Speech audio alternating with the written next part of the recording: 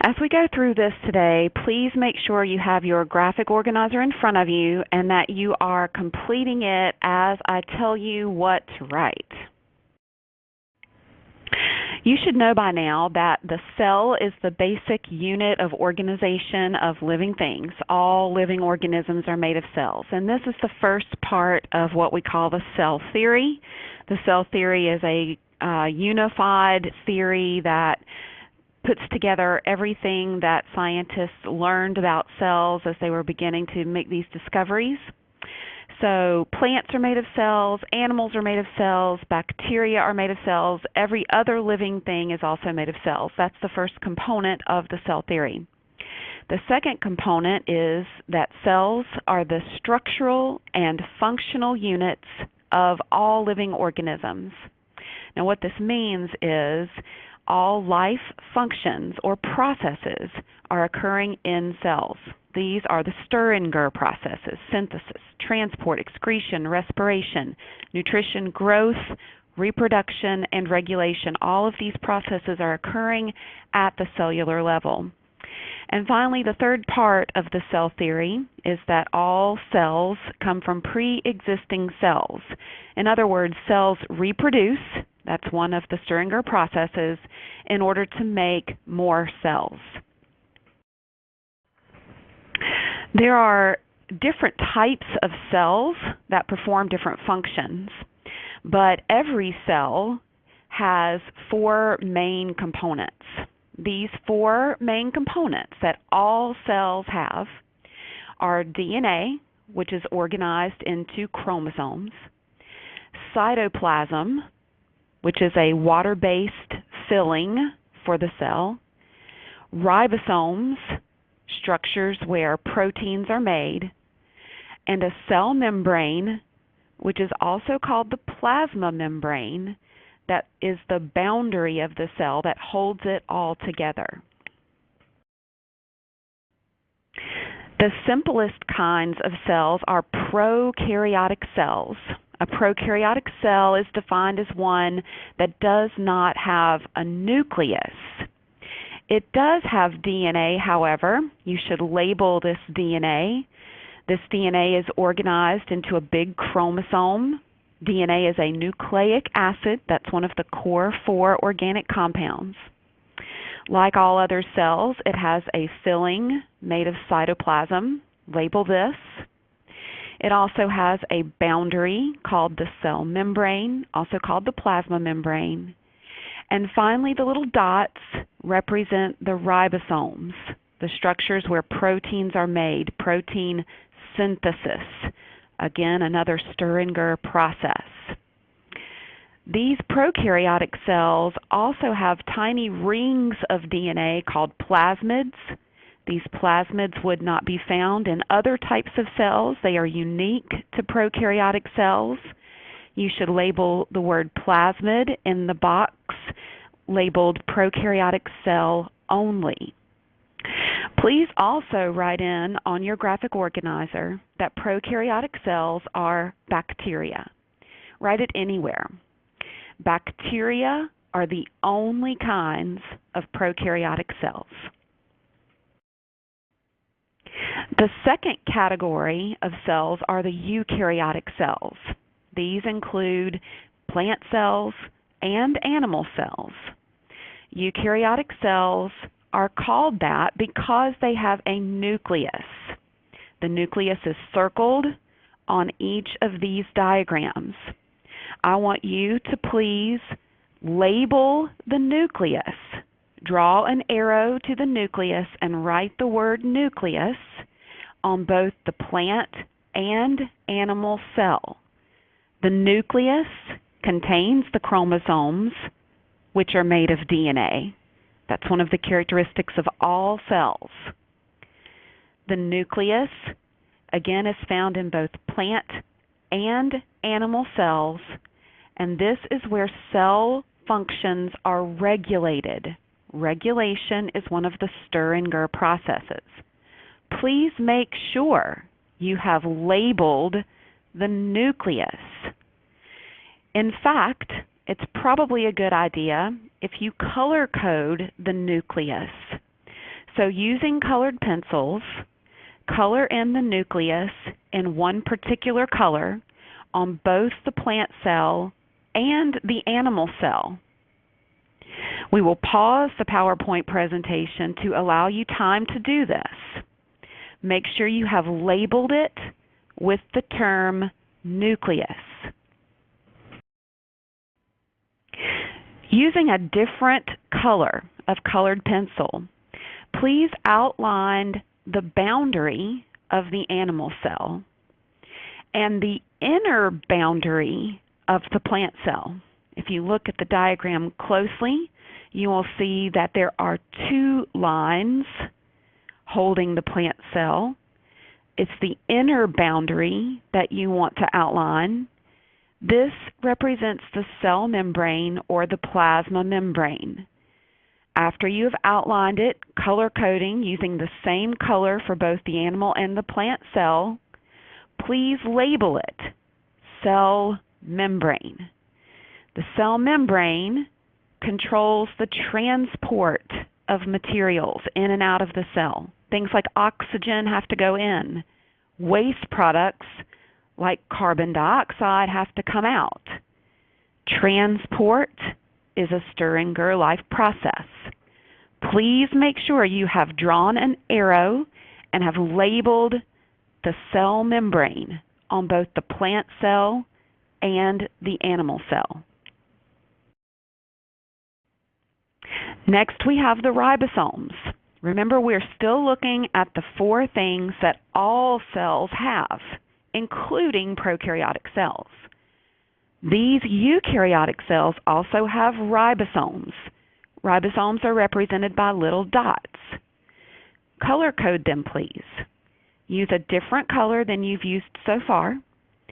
Please color in the dots, all of the dots, not just the ones that I am pointing to on the slide, but all of the tiny little dots in the animal cell and all of the tiny little dots in the plant cell.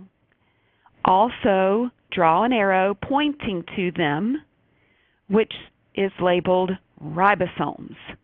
Ribosomes are the sites of protein synthesis. Synthesis is to make, a STERNGRR life process. Eukaryotic cells also have other organelles. An organelle is literally a little organ. These are other places where STERNGRR processes are carried out. Use a different color and write in the word mitochondria in the space organelles in both. Please use the same color to color your mitochondria in both the animal cell and the plant cell. Don't color just the one that is being pointed to. Color them all. There are 5 mitochondria in the animal cell. There are 4 mitochondria in the plant cell. You also need to make sure that you have written the word in the same color so that you can clearly make the connection between what it is called and what it looks like. The mitochondria are the powerhouses of the cell. This is where energy is produced through the process of cellular respiration. Respiration is a STERNGRR life process. Next, we have the vacuoles. Using a different color, write the word vacuoles in the organelles in both space. Then color code the vacuoles in the animal cell and the plant cell using that same color. There are 3 vacuoles in the animal cell. They look like small circles.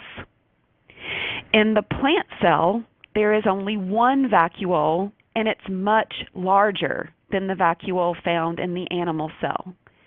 So please color code that vacuole in the same color that you wrote the word and the same color that you used for the vacuole in the animal cell.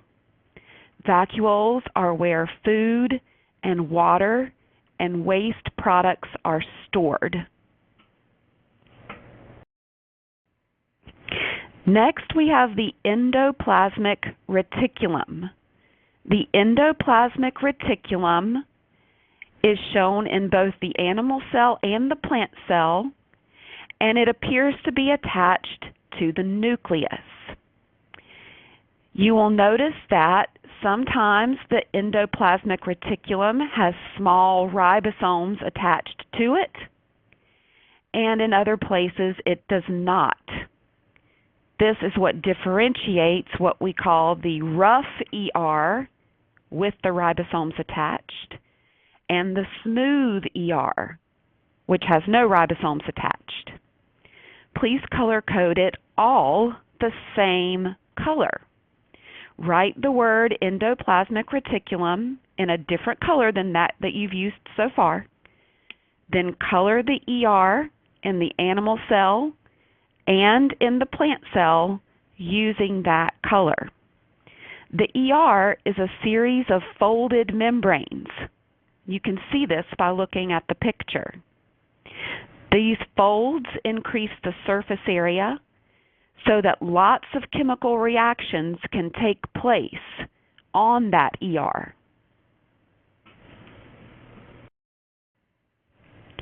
The Golgi complex is a series of stacked membranes. You will notice one Golgi complex in the animal cell. Use a different color, write the word Golgi complex, and color code it using the same color. In the plant cell, you will notice two Golgi complexes, one at the top right corner, one at the bottom right corner. Please color them both. The Golgi complex is a space where things are packaged up to be able to leave the cell when needed. They're packaged for export. An organelle that is not shown is the lysosome. You should write it in. It's not shown because it's difficult to distinguish the lysosome from the vacuole. Lysosomes are different from vacuoles because they have digestive enzymes inside, so they can begin to break down food particles, while the vacuole simply stores those foods or water or waste. There are a few organelles that are found only in animal cells or only in plant cells. In an animal cell, you will notice an organelle that looks like a small X. There are three of them in the animal cell pictured. Please color code them with a different color and write in the word centriole in the box labeled animal cell only. Again, there are three centrioles pictured. Color them all using the same color that you used to write the word centriole. The centriole is used to help with animal cell reproduction. Reproduction is a STERNGRR life process. One structure that is found in a plant cell but not an animal cell is a cell wall. The cell wall is a more rigid layer of protection. Think about it. Animals have bones in many cases to provide them with support, but plants do not. So plants are often held up by the rigid material in their cell walls. The cell wall is outside the cell membrane. So this is the outer boundary. Remember, a few minutes ago you colored in the inner boundary. This is the outer boundary that you should color code using the same color that you chose to write the word cell wall in the space labeled plant cell only. Plant cells also contain organelles called chloroplasts. Chloroplasts are the larger structures than mitochondria. There are two shown in the plant cell. You should color them both, and you should write in the word chloroplast in the space labeled plant cell only. The chloroplast is what the plant uses to make food through the process of photosynthesis.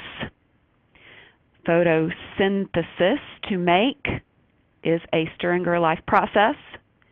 It is making food for nutrition, another STERNGRR life process.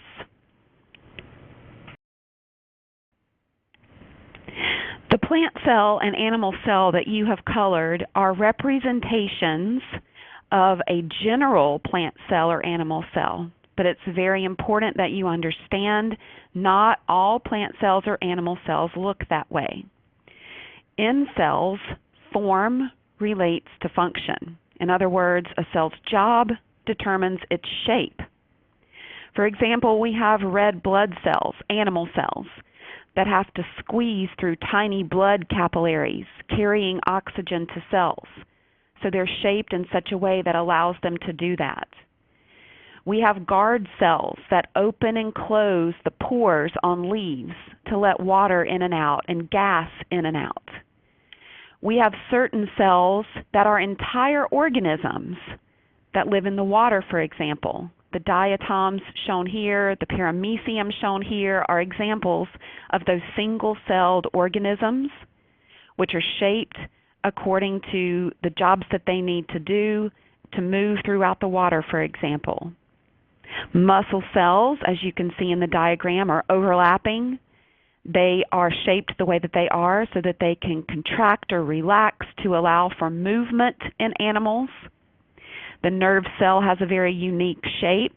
The nerve cell is so shaped so that messages can be sent throughout the body, electrical messages that tell your body to do something, such as to pull your finger off of a hot burner. In cells, their shape is determined by their function or their job.